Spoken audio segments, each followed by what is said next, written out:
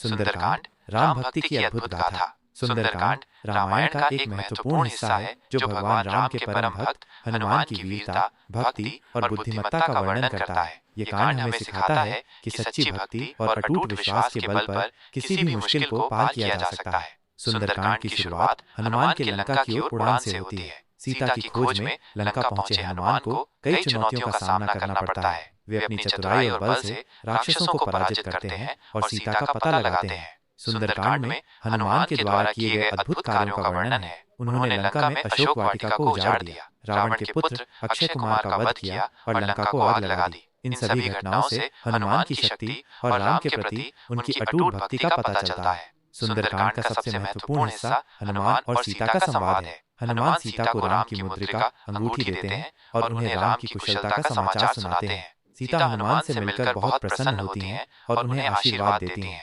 सुंदरकांड हमें सिखाता है कि हमें हमेशा सत्य और धर्म के मार्ग पर चलना चाहिए। हनुमान की तरह हमें भी अपने लक्ष्यों को प्राप्त करने के लिए कठिन परिश्रम करना चाहिए और भगवान पर विश्वास रखना चाहिए। सुंदरकांड का पाठ करने से हमें मानसिक शांति मिलती है और हमारे अंदर सकारात्मक ऊर्जा का संचार होता है। ये हमें अपने जीवन में आने वाली मुश्किलों का सामना करने के लिए प्रेरित करता है।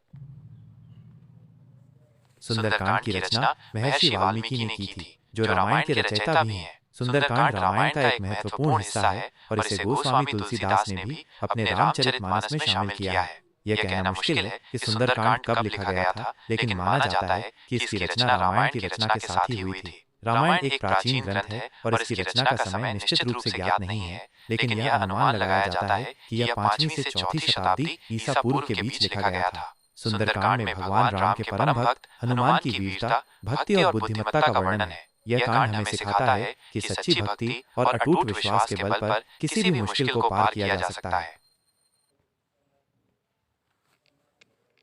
सुंदरकांड रामायण का एक भाग है जो भगवान राम के भक्त हनुमान की कहानी कहता है। यह उनकी वीरता, भक्ति और बुद्धिमत्ता के बारे में है। सुंदरकांड हमें सिखाता है कि सच्ची भक्ति और विश्वास से किसी भी मुश्किल को पार किया जा सकता है। सुंदरकांड में हनुमान के लंका में सीता की खोज, लंका दहन और राम से मिलन जैसे महत्वपूर्ण घटनाओं का वर्णन है। यह एक प्रेरणादायक कहानी है जो हमें सिखाती है कि हमें हमेशा सत्य और धर्म के मार्ग पर चलना चाहिए। सुंदरकांड पढ़ने के कई फायदे हैं, जिनमें से कुछ इस प्रकार हैं।